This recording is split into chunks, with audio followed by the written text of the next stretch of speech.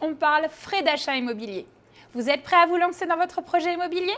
Eh bien, pensez à anticiper les frais annexes, les frais de notaire, d'agence ou encore de dossier. Ça vous évitera les mauvaises surprises.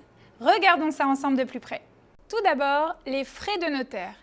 Ils sont à la charge de l'acquéreur et rassemblent les honoraires du notaire, mais surtout les différents frais liés à la vente et une taxe perçue par l'État avec des fortes variations suivant l'emplacement du bien immobilier.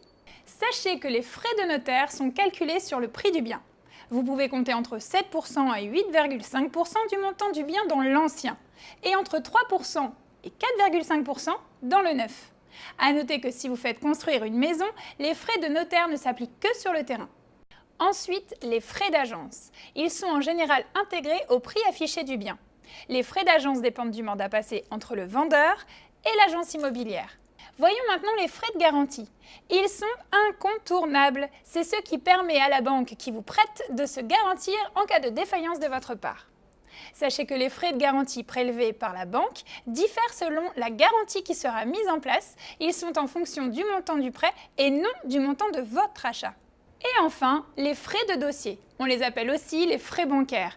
Ils sont liés à la construction et au traitement d'un dossier de prêt immobilier. Ils ne sont dus que si votre demande de prêt est acceptée et sont inclus dans le TAEG, taux annuel effectif global.